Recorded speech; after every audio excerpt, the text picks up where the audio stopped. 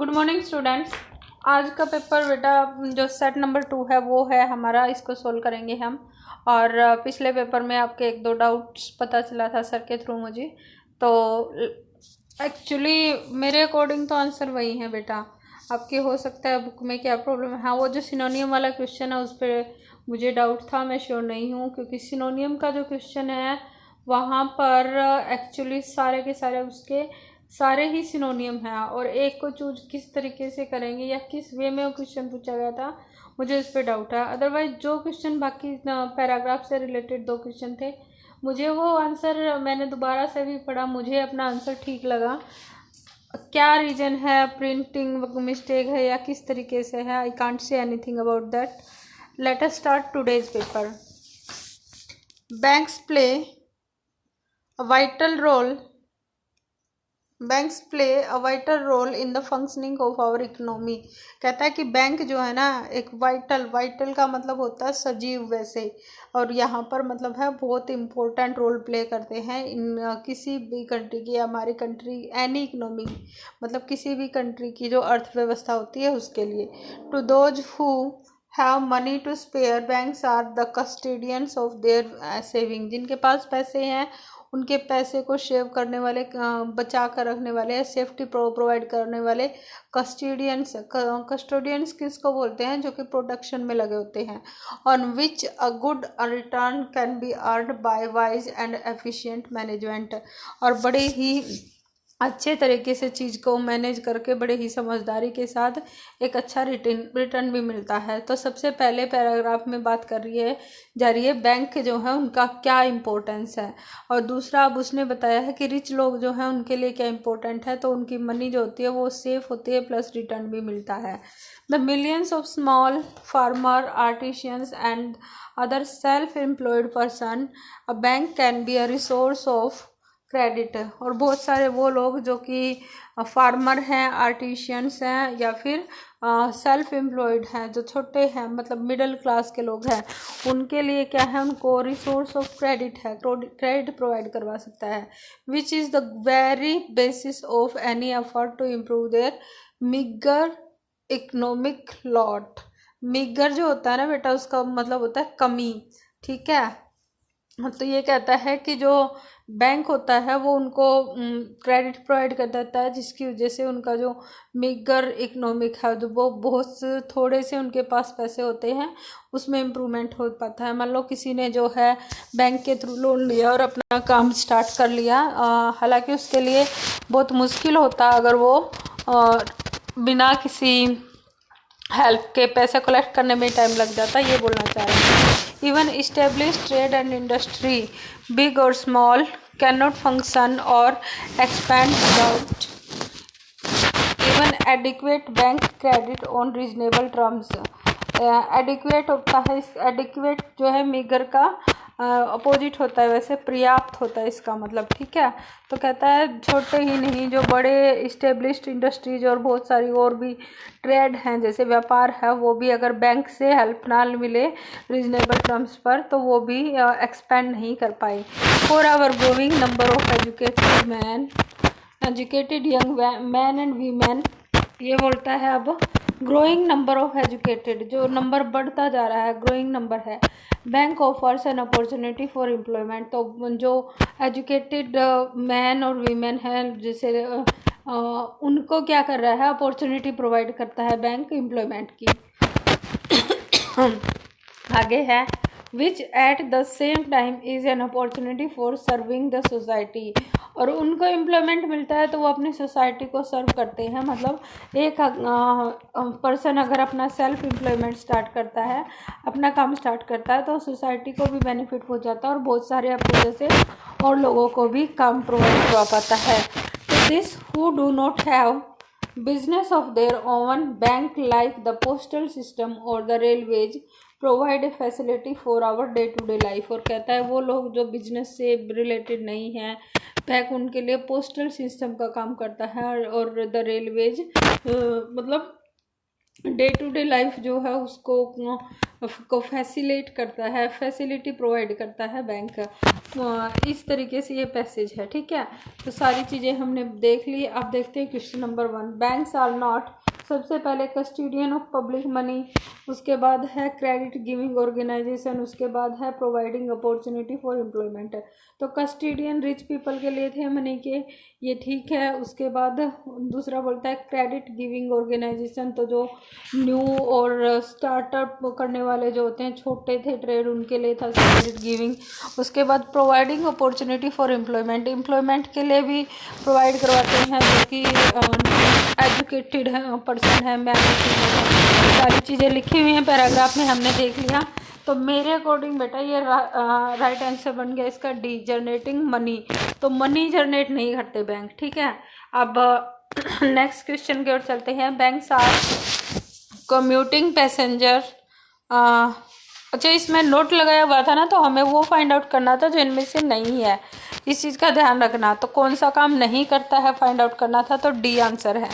और यहाँ पर बैंक क्या करते हैं वो बताना है, नोट यहाँ पर नहीं है।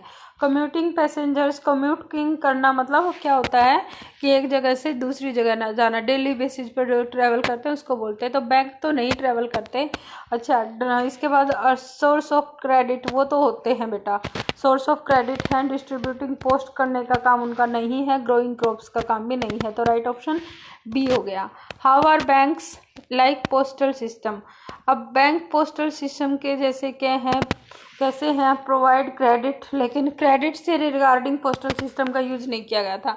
देखो हमारे जो ये टेस्ट है इसमें पोस्टल सिस्टम और रेलवेज कहाँ पर यूज किया गया, लास्ट टाइलों में। और उसके बाद बोलता है provided facility for our day to day life, तो इसी से रिलेटेड आएगा आंसर बस। प्रोवाइड एम्प्लॉयमेंट ऑल दो इसका मेंशन है, लेकिन पोस्टल सिस्टम के अकॉर्डिंग नहीं है। तो पोस्ट तो डिलीवर नहीं करते थे, प्रोवाइड क्रेडिट भी इसके लिए ठीक नहीं है यहाँ पर पोस्टल सिस्टम के लिए। तो बच गया सी हमारा। अगला देखो, the number of the educated young is, तो ये तो क्लियरली लिख रखा है, कहाँ पर गई वो लाइन एक बार दिखाती हूँ। हाँ, for the growing number of, growing number मतलब बढ़ते जा रहे हैं नंबर, तो डिक्रीज नहीं हो रहे हैं, इंक्रीजिंग नंबर आंसर आएगा, डिक्रीज नहीं हो रहे, स्टैटिक का कोई है नहीं, नन ऑफ दिस भी नहीं है। ग्रो करना मतलब बढ़ना होता है, और इंक्रीज का मतलब भी बढ़ना, सिनोनिम्स यूज कर रखा है। द पैसेज इज अबाउट, तो पैसेज किस बारे में है, banks giving credit, banks giving employment, role of banks in economy and banks and common man, ठीक है। सो क्रेडिट सिर्फ क्रेडिट के बारे में नहीं बात की गई है, क्रेडिट भी, कस्टोडियंस भी, बहुत सारे रोल हैं। एम्प्लॉयमेंट एक पार्ट है उसका, ना कि पूरा का पूरा टॉपिक उसी पे बेस्ड है। तो बैंक एंड कॉमन मैन की बात नहीं की गई है। तो लास्ट मेरे अकॉर्डिंग तो बेटा इसका यही बच गया, role of banks in economy, ठीक है। तो ये हमारा राइट आंसर हो गया। चलो बेटा आगे क्वेश्चन नंबर 2 पे चलते हैं। क्वेश्चन नंबर 2 नहीं, पैसेज नंबर 2 है। हाँ, पैसेज नंबर 2 एक बार सोल्व करते हैं। अब देखो, the king of the Kanpur was a wise man, क्या था, कानपुर का जो किंग था, ही हैड ओनली अ सन, एक लड़का है वही उसका। The Prince was young and the king was an old man, Prince जो था यंग था और किंग जो था बूढ़ा हो गया है। The king wanted an honest adviser for his son, तो किंग सोच रहा था कि अपने बेटे के लिए सलाहकार, एडवाइजर ढूंढूं जो कि ऑनेस्ट होना चाहिए, उसकी क्वालिटी ऑनेस्टी होनी चाहिए, ठीक है। He called all his Nobel man, जो टू हिज कोर्ट, जो उसके नोबल मैन थे, मतलब कोर्ट के जो बहुत सम्मानीय लोग थे, उनको बुलाया one day and asked them to listen to him carefully and answer his question honestly. तो उसने कहा कि मेरी बात को ध्यान से सुनो और बड़े ईमानदारी से मेरे क्वेश्चंस का जवाब देना। The question is am I a wise and honest king, तो उसने कहा, क्वेश्चन ये पूछ लिया कि सच बताना कि मैं जो किस ऑनेस्ट और वाइज किंग हूँ या नहीं है, क्वेश्चन मार्क लगा हुआ है ना, तो क्वेश्चन पूछ लिया कि क्या मैं ऑनेस्ट और वाइज किंग हूँ। All the noblemen listened to the king carefully, and every one of them replied, "Sir, you are the most honest man in this world, and there is no king wiser than you." हर किसी ने ये जवाब दे दिया कि आप सबसे ज़्यादा तो ऑनेस्ट और सबसे ज़्यादा बुद्धिमान भी हो। Only one noble man did not reply, तो एक ने जवाब नहीं दिया। He was sitting quietly in A corner, आराम से शांति से बैठा रहा है कॉर्नर में, ठीक है। The king give a diamond to each of the noble man and said, then he turned to the quiet noble man in the corner. अब ये बोलता क्या किया, सबको एक एक डायमंड दे दिया जब जिसने जवाब दिया था, और फिर उसके बाद जो आराम से और चुपचाप बैठा हुआ था नोबलमैन उसके पास गया। He said why are you quiet my friend, कहता है आप चुप क्यों हो my friend. I want to hear your answer, मुझे भी तुम्हारा भी आंसर सुनना है, राजा ने बोला। The noble man in the corner bowed and said the other noble man have given you very pleasing answers. कहना तो बोव्ड करना क्या मतलब होता है बेटा, झुकना। तो वो नोबल मैन जो था कॉर्नर में बैठा हुआ था, वो उसने राजा के जो रिस्पेक्ट थी उसको सम्मान देने के लिए झुका, और फिर क्या कहा कि the noble man given you very pleasing answer. Pleasing क्या क्या मतलब होता है, खुश कर देने वाले। तो बाकी जो नोबल मैन है उन्होंने तो आपको जो आंसर दिए ना उनको सुनकर आप खुश हो गए होगे बहुत। My answer will not be pleasing for you, लेकिन मेरा जो आंसर है वो आपको प्लीज़ नहीं कर पाएगा, आप जो है खुश नहीं होगे उसको सुनोगे और खुश नहीं होगे आप, ठीक है। Therefore I am quiet, इसलिए मैं चुप था। But the king wanted an answer from him, लेकिन राजा क्या था, चाहता था कि वो भी जवाब दे। सो ही गोट अप एंड सेड, तो उसने कहा, खड़ा हो गया और कहा कि sir You are a wise and honest ruler, but there have been wiser and more honest rulers than you. उसने राजा को कहा कि आप भी बुद्धिमान हो और ऑनेस्ट हो, लेकिन आपसे भी बहुत ज़्यादा बुद्धिमान और बहुत ज़्यादा ऑनेस्ट जो रूलर्स थे, यानी कि क्या बोलते हैं राजा, वो पहले भी हो चुके हैं। The king was please to hear, होना चाहिए यहाँ पर नियर लिखा हुआ है, हियर दिस ऑनेस्ट आंसर। तो राजा जो था इस ऑनेस्ट आंसर को, ईमानदारी से जो जवाब दिया था, सच्चाई जो उसने बोली थी, उसको सुनकर खुश हो गया। He gave him a diamond and said you are the honest man and you are fit to person to be my son's adviser. कहता है आप बहुत ईमानदार हो और मेरे बेटे के लिए एडवाइजर बनने के लिए बहुत फिट पर्सन हो, मतलब बिल्कुल एक्यूरेट हो, बिल्कुल ठीक हो। द नेक्स्ट, एक बार रुक जाए, इसको डिलीट कर दें। हाँ अब देखो, the next day the other nobleman came to the king and said, sir, we took the diamond to your jeweler, he said they are false। अब जो दूसरे नोबलमैन थे ना जिनको डायमंड दिया था, वो राजा के पास गए और राजा ने उनको क्या कहा कि राजा को आकर उन्होंने बताया कि ये जो डायमंड आपने दिया था ये ज्वेलर के पास लेके गए थे, और उस ज्वेलर ने बोला है कि ये क्या था, फॉल्स है। फॉल्स का मतलब नकली। The king smiled and said he is right the diamonds are false. राजा ने कहा कि हाँ ठीक बोल रहा है वो, ये डायमंड फॉल्स है। You gave me false praise and I gave you false diamond. तुमने झूठी प्रशंसा की और मैंने नकली डायमंड, यानी झूठे जो डायमंड थे हीरे, आप तुम्हें दे दिए, ठीक है। तो ये हो गया। अब इसके क्वेश्चन आंसर देखो बेटा, ये पैसेज अच्छे से समझ में आ गया हो गया। आगे देखो, the king Kanpur wanted an adviser for his son. क्यों चाहिए था बेटा, क्योंकि वो ओल्ड हो गया था, यही हो गया ना, the king was an old man, है ना। His son was full dishonest, there was no wise man. तो ये आंसर फर्स्ट ठीक है। Who knew the reason for, इसको बंद कर देती हूँ एक बार, रुको, ये ऑटो रोटेट हो रहा है ना, प्रॉब्लम क्रिएट कर रहा है। ठीक चलेगा, चलो। हाँ आगे है question number 7। Question number 7, who knew the reason for giving false diamond to some the noble man, both the king and the noble man. No one knew, both the king and the prince. तो who knew the reason for giving false diamond to some of the noble man. कुछ noble man जो थे ना, उनको जो ये false diamond जो दिया था उसके पीछे क्या रीजन था, किस वजह से दिया गया था, तो ये क्वेश्चन हमसे पूछा गया है ना। तो इस क्वेश्चन का आंसर होगा, हाँ जी बेटा। तो देखो 7th क्वेश्चन में क्या है कि both the king and the noble man. अब हमने स्टोरी पढ़ ली, सबसे पहले तो किंग ने लास्ट में डिस्क्लोज किया है ना। उसके बाद सेकंड ऑप्शन है no one knew, third one है प्रिंस, और फोर्थ वन है both the king and the Prince.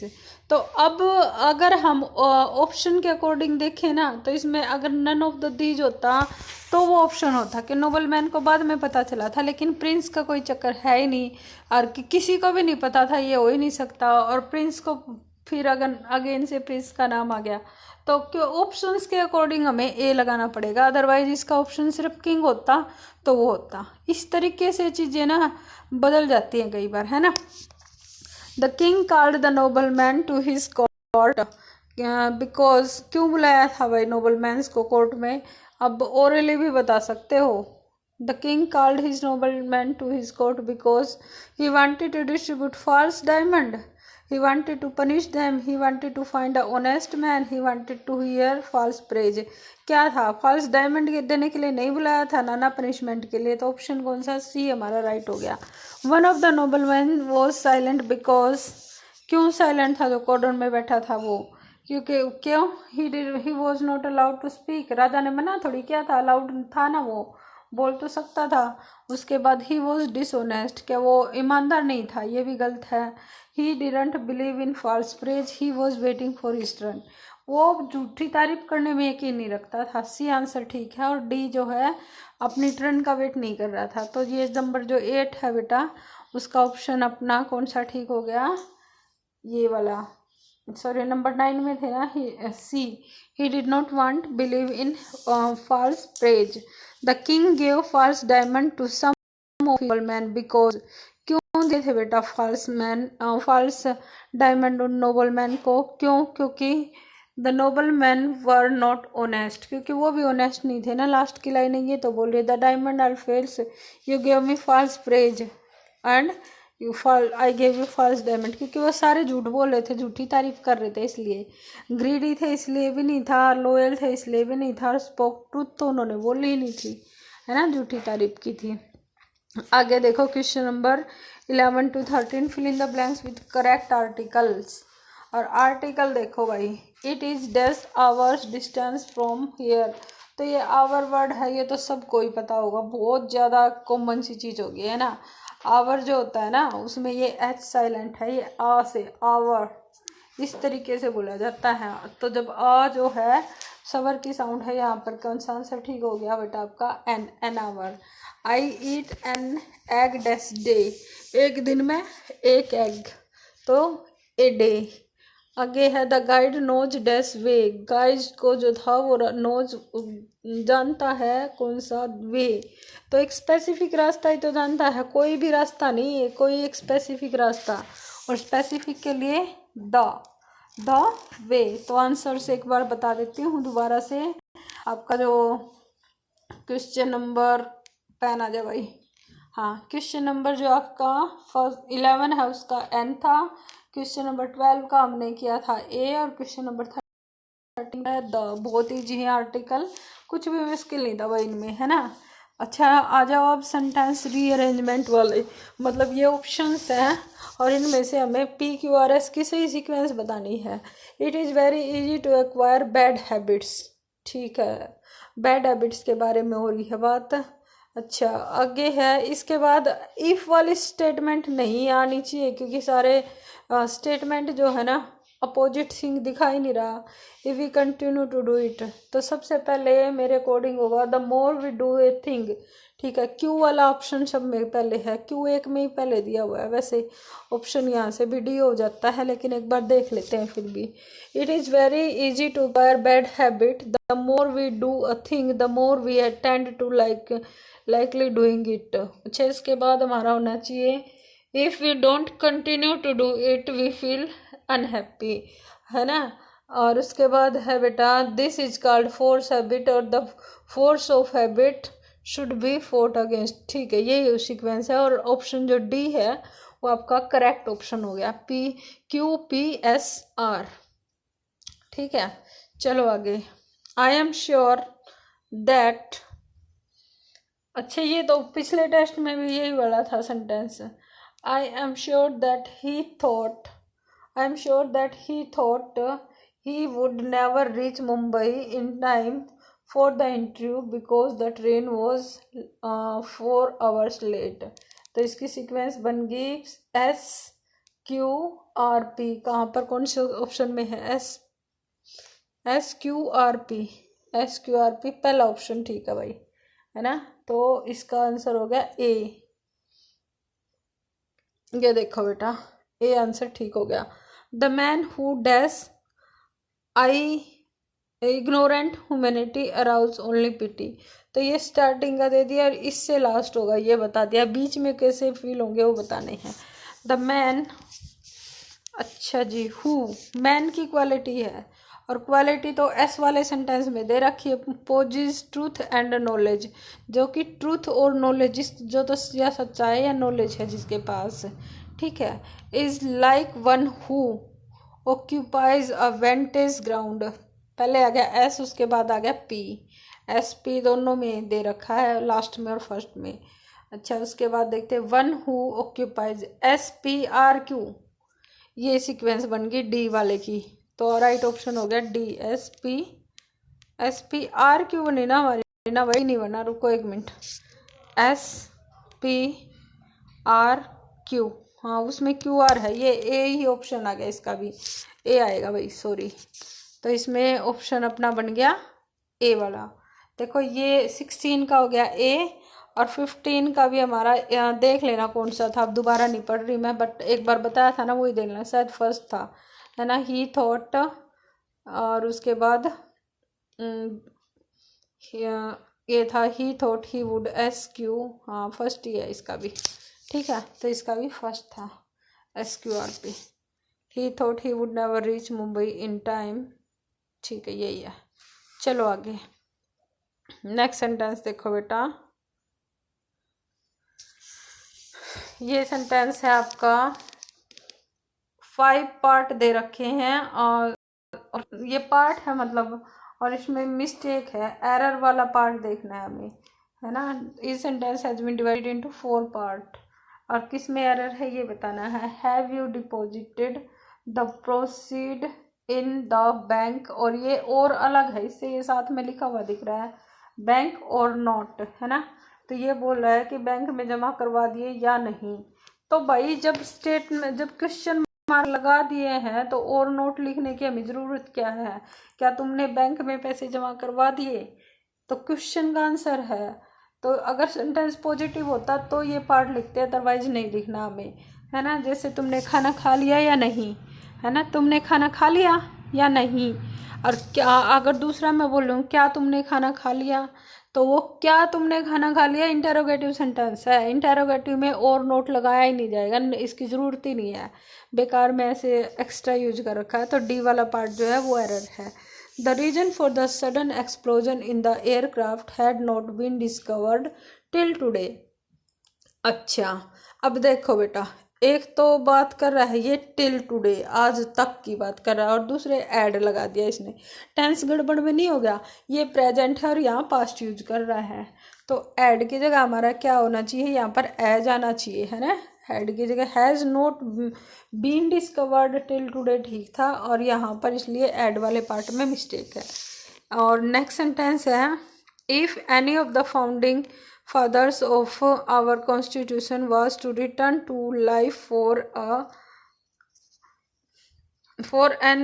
for his opinion of our amendment would be interesting।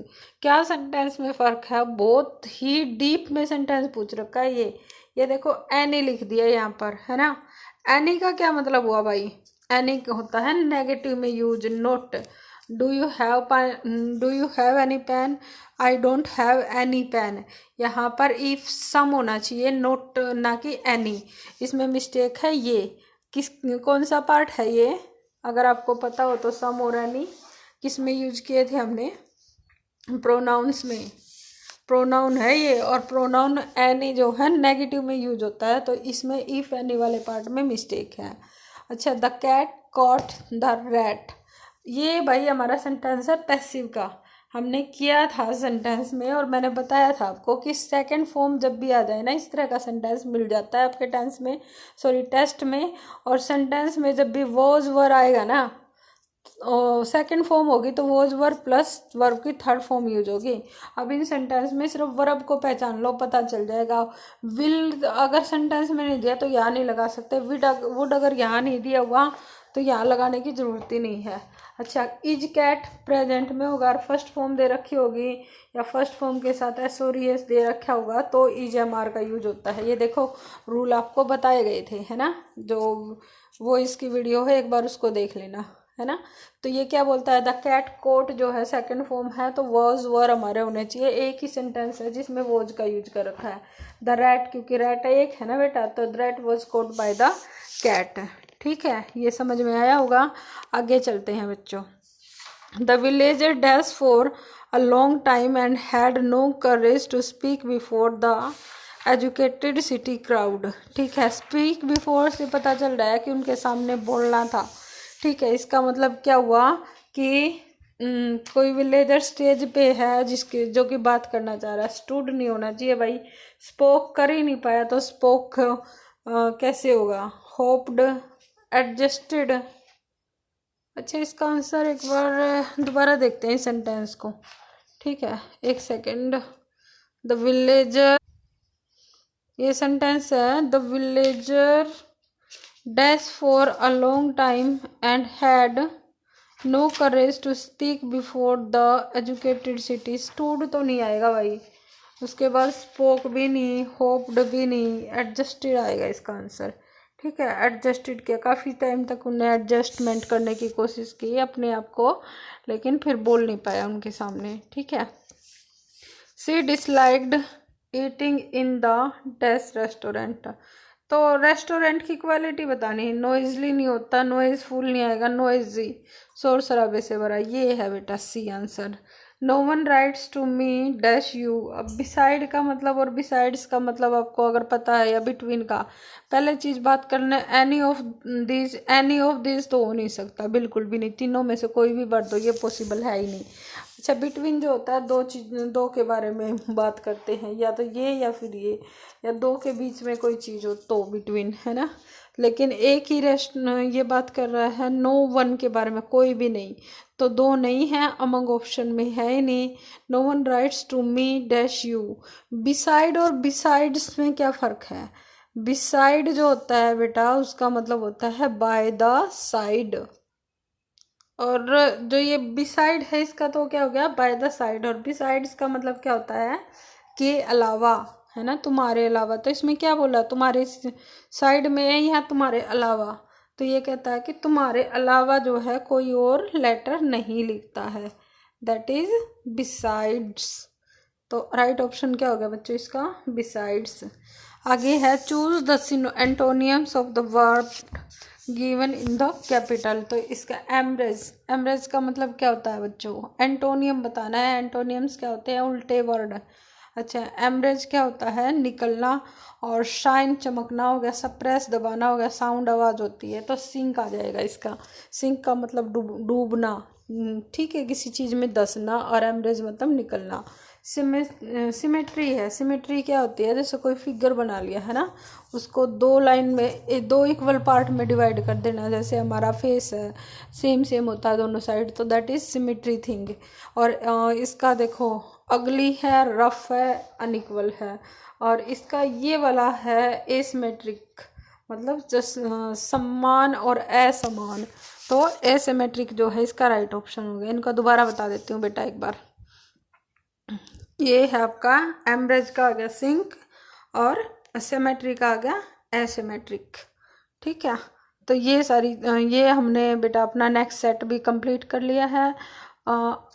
आपको समझ आया होगा। कोशिश मैंने की है कि विजिबल भी चीज़ों को बना पाऊँ। ये जो स्कैनर होता है उसके साथ स्कैन करके किसी और पार्ट से और दूसरे पार्ट में, मतलब एक डिवाइस से दूसरे डिवाइस में चेंज करके और चीज़ों को सेट किया है। अगर क्लियरिटी है बताना बेटा, पसंद आए तो लाइक कर देना। लाइक नहीं करोगे कोई बात नहीं है, लेकिन अगर समझ आया है तो बताना मुझे, या कोई भी प्रॉब्लम आ रही है ना, अगर इसके रिगार्डिंग अगर आपको नहीं समझ में आया, विजिबल नहीं है, किसी क्वेश्चन में कोई डाउट है, तो कमेंट सेक्शन में लिखा करो, ताकि मुझे आउटपुट तो मिले स्टूडेंट्स को कहाँ प्रॉब्लम आ रही है या कौन सा क्वेश्चन ऐसा है जिस पे हमें डाउट है। ठीक है बेटा, और तब तक टेक केयर एंड बाय। पढ़ाई करते रहना बच्चों, क्योंकि बहुत इम्पोर्टेंट टाइम है। अगर आप इस टाइम कंटिन्यू कर गए तो समझ लो कि आप बहुत सारे बच्चों से आगे निकल गए होगे। ये जो टाइम चल रहा है उसमें क्या है कि ना तो हमारे पास बहुत सारा फ्री टाइम है, क्योंकि काम कुछ होता नहीं है खास, इवन लाइफ रुक सी गई है ना। और अगर हम इस टाइम को भी खो देंगे तो फिर गलती तो हमारी है ना, किसको ब्लेम करें। तो बेटा स्टडी कंटिन्यू करना। Okay, bye.